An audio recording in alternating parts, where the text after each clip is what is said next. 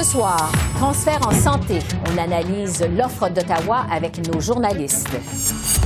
La situation au chemin Roxham. La ministre de l'Immigration du Québec est avec nous. Et le premier ministre du Québec, François Legault, s'est rendu sur les lieux du drame à Laval. Bonsoir, Mesdames, Messieurs. L'offre d'Ottawa sur les transferts en santé a continué de monopoliser l'attention de la classe politique aujourd'hui. Le premier ministre de l'Ontario, Doug Ford, a rencontré en privé à Toronto le ministre fédéral de la Santé, Jean-Yves Duclos, et son collègue aux affaires intergouvernementales, Dominique Leblanc, pour s'entendre sur les suites à donner à cette proposition. La rencontre, qui a duré environ 1 heure, a été qualifiée de très productive par les partis.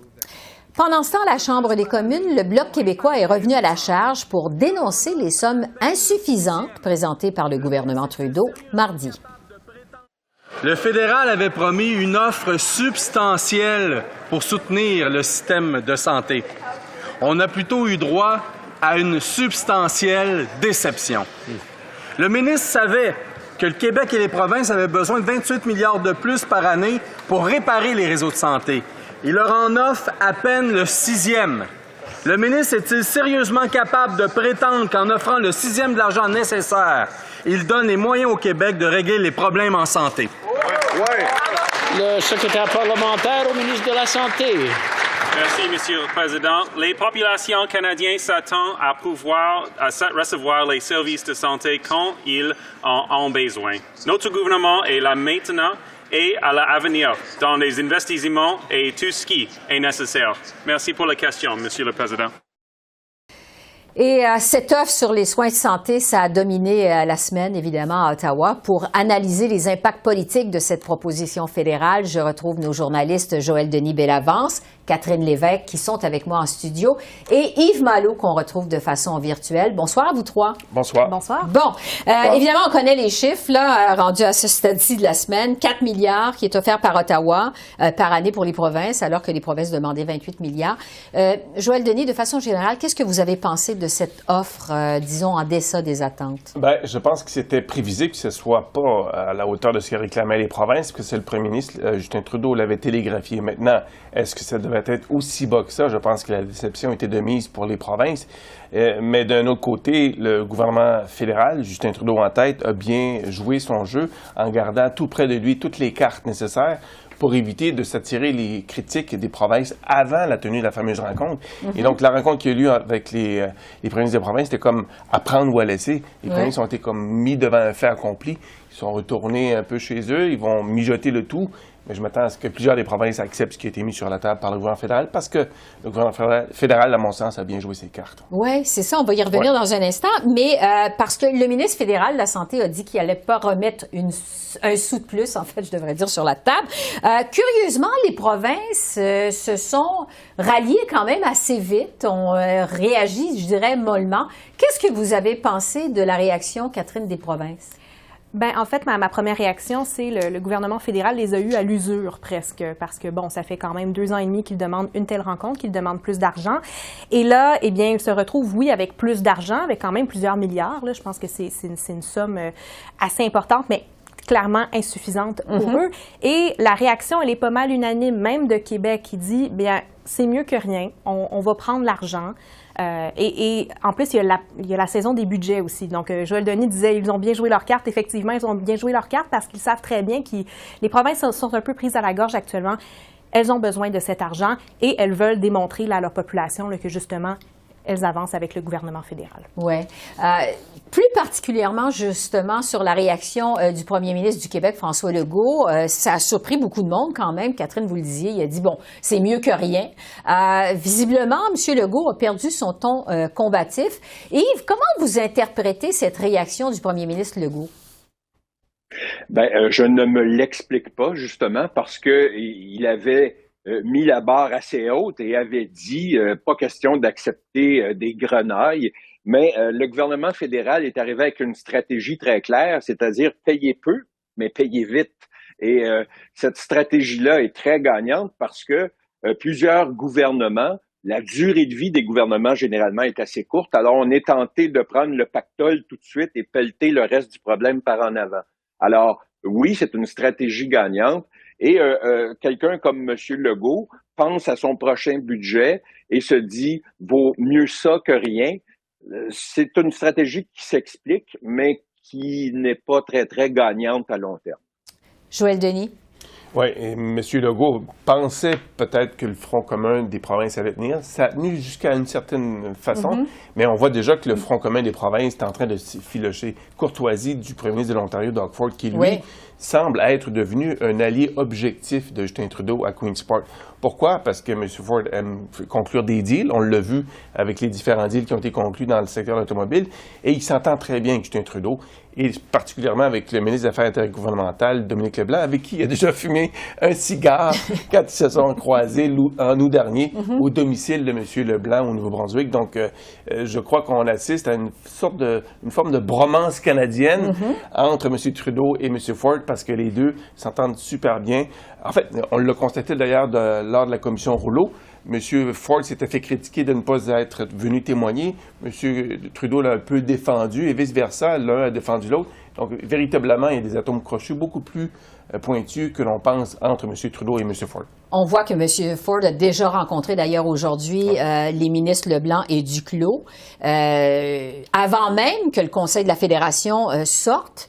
Réagissent de façon officielle sur cette offre présentée par Ottawa. Est-ce que finalement, ce front commun qui semble assez brisé, ça fait pas l'affaire? C'est pas exactement ce que voulait Justin Trudeau. Catherine? Ben, je pense qu'en fait, lui, Justin Trudeau visait à avoir des ententes bilatérales, justement. Donc, il voulait justement s'entendre avec chaque province individuellement, et c'est un peu ce qu'on va voir au final. Donc, effectivement, l'Ontario qui plie en premier, en fait, qui a déjà annoncé ses couleurs, qui a déjà dit, eh bien, on est intéressé à prendre l'argent. Les provinces de l'Atlantique également aussi sont allées dans cette voie-là. Donc, je trouve ça assez drôle quand même, parce que Doug Ford, on se souvient, c'est le dernier qui avait signé, l'Ontario, c'était la dernière province à signer les accords pour les garderies. Là, c'est tout le contraire. C'est la plus grosse province quand même qui va de l'avant, qui décide d'accepter cet argent. Donc, vraiment, ce front commun, il a tenu jusqu'ici, mais je pense que vraiment, là, on voit qu'il s'effrite là, assez rapidement. C'est ça. Yves, Joël Denis disait il y a un instant, M. Trudeau, finalement, a bien joué ses cartes cette semaine. On sait que M. Trudeau avait eu des difficultés la semaine dernière à la reprise des travaux. Est-ce que vous trouvez qu'il a marqué des points cette semaine? Je ne sais pas s'il a marqué des points, mais il n'en a pas perdu. Parce que un parti comme le Parti conservateur, avec M. Poilievre, qui regarde par-dessus son épaule à savoir s'il va trop dépenser, ben là, M. Poilievre, il peut pas dire que M.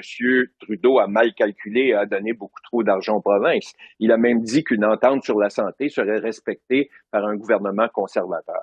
Alors oui, il a bien joué ses cartes, mais c'est peut-être localement qu'il risque d'avoir des problèmes. Est-ce que, par exemple, au Québec, il va avoir des problèmes? Vous savez, M. Legault a dit « J'ai hâte que l'électorat juge le gouvernement Trudeau à la prochaine élection fédérale ». C'est un message qu'il envoie. On sait que ce message-là avait été envoyé à la dernière élection également en vain, parce que les libéraux avaient été réélus presque partout au Québec, malgré tout. Mais il pourrait y avoir là quelques poches de résistance à travers le pays, mais c'est pas une mauvaise semaine pour M. Trudeau. Joël Denis? Oui, tout à fait d'accord. Et éventuellement, s'il y a un prix politique à payer, ce sont les provinces qui vont payer ce prix politique-là, parce que ce sont les provinces qui livrent les services de santé, c'est pas le gouvernement fédéral. Donc, M. Trudeau, je pense, est conscient de ça, que le risque est plutôt limité qu'il y ait un effet boomerang contre lui, compte tenu que les provinces, ce sont celles qui offrent les services, et quand ça va mal, ce sont les provinces qui en paient le prix. Catherine, pour conclure sur cette offre sur les transferts en santé, qu'est-ce que vous en avez... la semaine, ça a été une bonne semaine pour M. Trudeau? Ben, je pense que je dirais quand même oui sur ce front-là. La preuve, c'est que Pierre Poilievre est prêt à se rallier. Il a déjà dit qu'il allait voter. Respecter. Oui, qu'il allait respecter, mais aussi voter pour lorsque viendra le temps du vote. Alors, quoi qu'en dise Jagmeet Singh ou le Bloc québécois, Justin Trudeau, c'est qu'il a l'appui au moins des conservateurs. Je veux maintenant vous entendre sur la bisbille autour de C13, vraiment sur la modernisation de la loi sur les langues officielles. Ça brasse au sein même du caucus libéral. Il y a les députés de Garneau, Housefather. Il y a aussi Mme Lambropoulos qui sont opposé publiquement à cette réforme. Joël Denis, pardon. Est-ce que Justin Trudeau est en train de perdre le contrôle du caucus là-dessus? Je pense que oui. En fait, du moins publiquement, c'est un peu l'image qu'on a reçue et qu'on commence à assister à des tirs amis, si vous me passez l'expression, entre des députés libéraux de l'Ontario et de Montréal. Ça illustre un peu que le Parti libéral est en train de s'entre-déchirer sur la question linguistique. Maintenant, ce genre d'événement se produit lorsqu'un gouvernement est en fin de règne.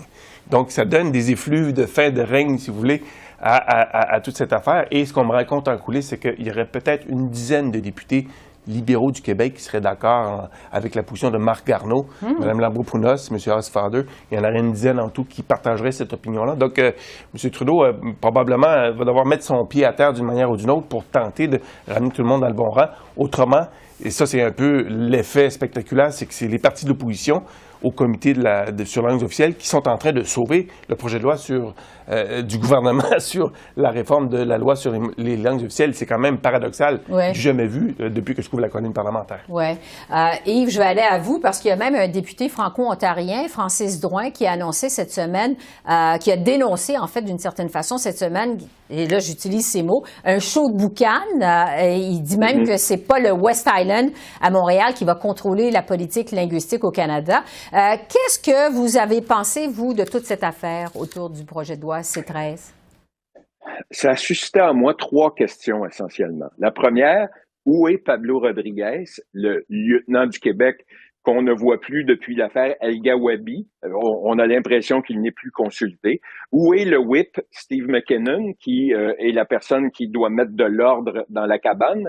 Et finalement, où est le caucus du Québec, justement, qui est silencieux comme une plante verte et qui laisse les 3 mousquetaires mener leur cabale comme bon leur semble? Alors, c'est étonnant que ça ait pris l'intervention d'un député franco-ontarien pour dire un instant, la récréation est peut-être terminée ici. Et ça, c'est inquiétant de voir que toutes les personnes que je viens de nommer sont restées anormalement silencieuses dans ce dossier-là. Catherine, qu'est-ce que vous avez pensé de tout ça? Hier, on a vu les députés sortir et le mot d'ordre, c'était « on est unis », on en a parlé en caucus, on a eu des conversations difficiles, mais au final, on s'entend. Je pense que personne n'est étonné du fait que, bon, c'est pas tout à fait vrai. En fait, ils ne s'entendent pas du tout. Les positions restent quand même campées. Mais quand même, moi, je dirais que Justin Trudeau, il a quand même mis un peu son pied à terre, à mon avis, parce qu'il a dit, écoutez, on va de l'avant avec ce projet de loi. Finalement, quoi qu'en disent ces députés montréalais là, qui ont des craintes. Alors, vraiment, là, il se rend du côté des franco-ontariens qui ont... c'est pas juste Francis Drouin, il y en a d'autres, là, vraiment, qui veulent vraiment que ce projet de loi passe et au plus vite, parce que vraiment, là, les communautés francophones l'attendent depuis des années et des années. Oui.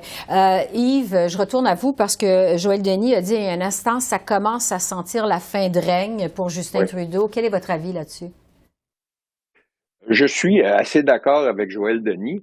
Bien sûr, c'est difficile en ce moment pour M. Trudeau parce que depuis le début de 2023, il ne connaît que des événements horribles. Mais la question qui se pose, c'est oui, mais qui d'autre?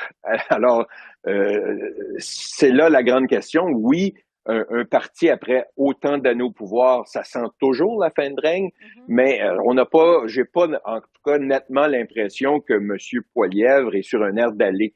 Alors, il y a encore beaucoup de temps devant lui pour rétablir la situation, mais effectivement, ça semble de plus en plus difficile d'année en année, de mois en mois. Joël Denis. Effectivement.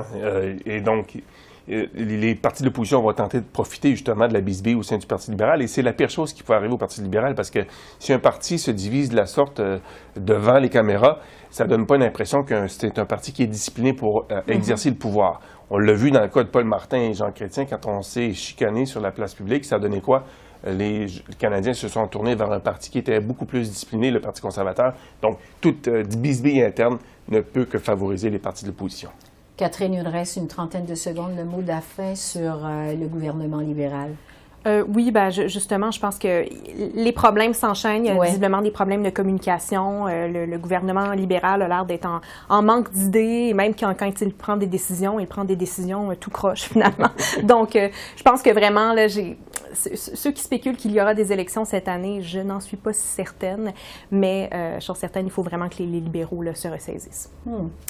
À suivre, donc. Joël Denis, Catherine et Yves, qu'on rejoignait de façon virtuelle. Merci beaucoup. Merci à vous trois. Merci. Au revoir. Merci. Au revoir. Et cela dit, le Bloc québécois a profité de la journée de l'opposition aujourd'hui pour ramener à l'avant-scène la situation du chemin Roxham en Montérégie, par lequel entrent au Québec de plus en plus de demandeurs d'asile. On apprenait récemment que la ville de New York offre gratuitement des billets d'autobus à des migrants, dont certains empruntent le chemin Roxham. Voici à ce sujet Yves-François Blanchette. L'instrumentalisation du chemin Roxham et les nouvelles révélations récentes, ma foi, aux passeurs criminels, d'un côté comme de l'autre de la frontière, maintenant, on ajoute, et mon collègue de Lac-Saint-Jean y référait, le tout inclus. Voici le billet d'autobus. On ne se cache pas. Écoutez, on vous les ship. Parce que, après un bref moment d'inconfort, les menottes, on ne veut pas ça, personne. Après un bref moment d'inconfort avec les menottes, c'est le bonheur parce que c'est Québec, c'est le Québec, et c'est aux frais du Québec que ces gens-là sont accueillis de façon humaine par la suite. Et pour discuter justement de l'impact de la situation du chemin Roxham, je retrouve la ministre de l'Immigration du Québec, Christine Fréchette. Bonsoir, Madame la ministre. Bonsoir, Mme Bégin. On sait que le Québec fournit beaucoup plus que sa part pour recevoir les migrants qui traversent par le chemin Roxham. Depuis le début de l'année, c'est des milliers d'interceptions qui ont été faites par la GRC. Pour nous aider à comprendre, ce flot de migrants qui entrent par Roxham, concrètement, ça représente quoi pour le Québec? C'est un flot important et continu de demandeurs d'asile qui se présentent au chemin Roxham, effectivement. Si on regarde pour l'année 2022 au complet, on est à près de 40 000 demandeurs d'asile. Pour être plus précis, là, c'est 39 000 quelque chose. Donc, vraiment, c'est considérable. C'est un flot qui est trop important pour la capacité du Québec. Parce qu'il faut voir que la plupart de ces demandeurs d'asile viennent soit sur l'île de Montréal ou dans le Grand Montréal. Et on doit trouver de l'hébergement pour ces gens. On doit trouver des organismes d'accompagnement pour les aider sur le volet alimentaire, sur le volet vestimentaire. On doit leur offrir aussi l'aide de dernier recours parce que ces gens sont en attente d'un permis de travail qui tarde à arriver. Ouais. Donc, bref, c'est un flot considérable pour le Québec et le Québec assume la presque totalité au nom du Canada, là, de la réception des demandeurs d'asile entrés de manière irrégulière au Canada. Et ça n'a pas lieu d'être. Oui. Et puis, on a appris cette semaine que l'État de New York payait aussi des billets pour acheminer des migrants qui ont l'intention de traverser le chemin Roxham. Comment vous avez réagi à cette nouvelle? Ben, j'étais franchement étonnée, un peu déconcertée, parce que ça vient juste amplifier le flot de demandeurs d'asile qui vont entrer par le chemin Roxham. Alors nous, ce qu'on dit, c'est qu'il est grand temps que le gouvernement fédéral mette un terme à cet enjeu du chemin Roxham, ferme le chemin Roxham pour de bon, ferme l'accès aux demandeurs d'asile le long de la frontière canado-américaine entre les points de passage officiels. Parce qu'il faut voir que le problème que l'on a, c'est qu'on a une entente avec les États-Unis, qui est une entente qui s'appelle sur les tiers pays sûrs, faisant en sorte qu'un demandeur d'asile qui se présente à un poste frontalier canado-américain, s'il arrive des États-Unis à un poste frontalier officiel, il sera retourné automatiquement aux États-Unis parce que c'est considéré comme un pays sûr. Mais s'il se présente en dehors d'un poste frontalier officiel, là, sa demande peut être analysée par le Canada et il s'avère que l'essentiel des demandeurs d'asile se présentent donc au chemin Roxham. Oui. Bon, il y a plusieurs choses là-dedans. Là, vous dites que vous voulez que le chemin Roxham ferme. Vous vous attendez à quoi du gouvernement fédéral exactement à cet égard? Alors, c'est sous juridiction fédérale, donc c'est au gouvernement canadien, bien sûr, d'identifier la meilleure mesure pour faire en sorte que cet enjeu prenne fin pour de bon, de manière durable. Nous, ce que l'on perçoit, c'est que la meilleure façon d'y parvenir pourrait être de renégocier l'entente sur les tiers pays sûrs, de telle sorte qu'elle puisse s'appliquer à toute la frontière canado-américaine plutôt qu'au point de passage officiel uniquement. Ça ferait en sorte qu'il n'y aurait plus d'intérêt à aller au chemin Roxham parce que les gens qui s'y présenteraient comme demandeurs d'asile seraient refoulés aux États-Unis, comme c'est le cas s'ils se présentent à un poste frontalier officiel. Donc, ça réglerait l'enjeu. Mais il faut que cette négociation prenne fin. Ça fait des années que c'est en négociation. Oui, parce que ça traîne en longueur, justement. C'est une des doléances du Bloc québécois ici à Ottawa. Évidemment, Washington, on le sait, n'a pas vraiment intérêt de son côté à recevoir plus de migrants en sol américain. C'est difficile de convaincre les États-Unis d'embarquer. Est-ce que vous trouvez que le gouvernement canadien met assez de pression sur Washington pour renégocier cette entente? Parce que, vous le dites, ça traîne en longueur. Qu'est-ce que vous en pensez? Ben, j'ai de la difficulté à m'exprimer sur comment ça se passe en coulisses parce que je ne sais pas à quel point le Canada met l'accent là-dessus, mais c'est sûr que dans une relation bilatérale comme celle qui existe entre le Canada et les États-Unis, ben, parfois, on en prend, on en donne. Vous savez, on reconnaît un enjeu comme étant important s'il est cher au cœur de notre partenaire et je pense que c'est au Canada de faire valoir l'importance de cet enjeu du chemin Roxham, de cet enjeu sur l'entente sur les tiers pays sûrs, de faire en sorte de la prioriser. Et là-dessus, moi, j'aimerais bien entendre le premier ministre Trudeau se montrer sensible, inquiet et volontaire pour faire en sorte de mettre fin à cet enjeu autour du chemin Roxham parce qu'il y a une pression considérable qui est exercée sur les services gouvernementaux québécois parce qu'on a des services à offrir à ces gens et aussi il y a une pression considérable sur nos groupes qui accompagnent les immigrants, les demandeurs d'asile et une pression considérable sur le secteur immobilier parce que ces gens ont besoin d'accéder à des appartements abordables. Et là, on n'en a plus. On est à pleine capacité. Donc, il faut faire en sorte que le fédéral répartisse ailleurs qu'au Québec les demandeurs d'asile qui viendront au cours des prochaines semaines. Et j'espère que ce n'est qu'une question de semaines. Parce que là, c'est le Québec qui récupère la presque totalité de ces demandeurs d'asile. Il y en a quelques-uns qui vont en Ontario, mais c'est pas suffisant. Il faut qu'il y en ait également qui aillent dans les Maritimes ou ailleurs dans l'Ouest canadien. Rediriger vers d'autres provinces, comme vous nous dites. Voilà. Il y a là aussi... où la capacité d'accueil le permet. Oui. Il y a aussi tout le fait que ce flot de migrants qui traversent la frontière chaque jour pour entrer au Québec, ça survient alors évidemment qu'on est en pleine pénurie de main-d'œuvre, autant au Québec qu'ailleurs au Canada. On sait que le Bloc québécois fait aussi pression commune pour qu'Ottawa accélère la bureaucratie au ministère de l'Immigration pour délivrer des permis de travail plus vite. Est-ce que le Québec pourrait intégrer plus vite ces migrants au marché du travail, vous pensez? L'émission des permis de travail pour des demandeurs d'asile, ça relève du fédéral. Donc, c'est vraiment au gouvernement canadien de prendre en charge cette responsabilité. On nous dit qu'un nouveau système a été mis en place pour un octroi beaucoup plus rapide de permis de travail aux demandeurs d'asile, du moins pour ceux qui sont arrivés depuis la fin novembre 2022. Donc, ce qu'on nous dit, c'est que 80% des demandeurs d'asile arrivés depuis fin novembre dernier, 80% d'entre eux ont obtenu leur permis de travail en moins de 15 jours. Donc, si ça se maintient comme nouvelle tendance, eh bien là, ça va vraiment améliorer la situation parce que ces gens arrivent au Québec, pour l'essentiel, et ne sont même pas en capacité de travailler officiellement parce qu'ils n'ont pas leur permis de travail. Autrefois, ça prenait 12 à 13 mois même pour obtenir le permis de travail. Donc là, si on nous dit que c'est moins de 15 jours, on applaudit. On veut voir les chiffres néanmoins qui le confirment parce qu'il faut voir que si les gens n'ont pas ce permis de travail, soit ils ne travaillent pas, soit ils travaillent au noir. Ouais. Et là, ça met à risque leur santé, leur sécurité. Ils ne bénéficient pas du salaire minimum, des conditions normales de travail. Donc, bref, ça enclenche toute une roue négative dont il est difficile par la suite de sortir. Oui, ça les garde dans une situation précaire. On sait, Madame la ministre, que ce flot de migrants qui arrivent par le chemin Roxham, ça soulève les passions au Québec. Le Parti québécois, qui demande aussi de fermer Roxham, a dit craindre que cette situation, ça provoque en fait une montée des extrêmes et que ça vienne menacer même la paix sociale au Québec. Qu'est-ce que vous pensez, vous, de cette position du Parti québécois? Bon, je pense que faut pas penser qu'on va en venir là. Vraiment, on a des ressources et des services à offrir aux demandeurs d'asile. On respecte nos engagements.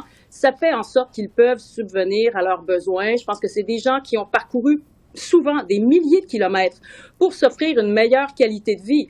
Maintenant qu'ils sont arrivés au Québec, au Canada, c'est des gens qui veulent contribuer à l'économie, contribuer à développer la société québécoise, la société canadienne, et nous, on va les accompagner en ce sens-là. Et voilà, on propose donc de fermer également le chemin Roxham d'une manière durable, ce qui n'est pas nécessairement le cas du Parti québécois là, dans cette proposition. Est-ce qu'il y a un risque avec le chemin Roxham que le débat sur l'immigration, ça dérape au Québec, vous pensez? Non, je pense qu'on est en contrôle encore de la situation. C'est sûr qu'on a ça à l'œil. il va falloir que le gouvernement canadien y mette du sien pour faire en sorte que les autres provinces soient mises à contribution. C'est ce qui va permettre de gérer le flot à venir des demandeurs d'asile additionnels et également, donc, comme je disais, renégocier cette entente sur les tiers pays sûrs pour mettre fin à cette arrivée massive de demandeurs d'asile. Si c'est le cas, les choses vont bien aller, mais on a besoin d'une intervention rapide du premier ministre du Canada. Bon. Je vais terminer avec vous, Madame la ministre, sur ce drame qui est survenu au Québec cette semaine. Un chauffeur d'autobus qui a foncé dans une garderie. Il y a 2 enfants, on le sait, qui sont morts. 6 autres ont été blessés. C'est toute la classe politique, autant à Québec qu'à Ottawa, qui a été bouleversée par cette histoire. Vous, pour terminer sur une note un peu plus personnelle, comment vous avez réagi à cette affaire? Ben, j'ai pris ça dur. J'ai trouvé que c'était un drame effroyable, insensé. Et j'ai un mot, en fait, pour les parents, les éducatrices en garderie, les enfants, tous ceux qui ont été de près, les intervenants. J'ai un mot pour eux, c'est de dire que tout le Québec est avec vous. On est vraiment consternés par ce qui est arrivé. Et on va vouloir les accompagner. J'invite les gens également à demander de l'aide parce que souvent, dans les mois, les semaines, les années même qui suivent, ben, ces gens-là vont être affectés par ce qui est survenu. Et j'offre mes plus sincères condoléances aux gens directement touchés, que ce soit les familles ou les parents ou les gens des services d'éducation. Donc voilà, on a été bouleversés et on sera avec eux pour les accompagner dans cette période très difficile. Christine Fréchette, ministre de l'Immigration au Québec, je vous remercie beaucoup. Merci. Merci à vous. Au revoir. Au revoir. Et justement, les premiers ministres Justin Trudeau et François Legault se sont rendus aujourd'hui à Laval sur les lieux de cette tragédie survenue dans une garderie et qui a fauché la vie à 2 enfants, en plus d'en blesser 6 autres. Les 2 hommes se sont recueillis sur place et ont rencontré des parents, des témoins et des secouristes.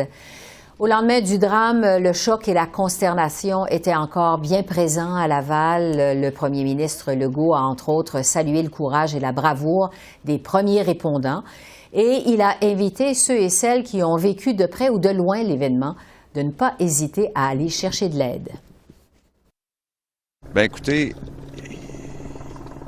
il n'y a rien de plus dur que de perdre un enfant ou de douter pendant un certain temps. Là, il y a dans certains cas, ça a pris 1 heure avant de savoir est-ce que c'est mon enfant qui est touché ou non. Puis, on en parlait en déjeunant, Isabelle et moi, puis on se disait, on a 2 enfants, imaginons-nous demain matin, ce serait arrivé à notre enfant, là, comment on fait pour continuer à vivre?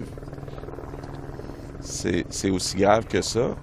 Et s'il y a un message que je veux lancer, c'est accepter l'aide psychologique.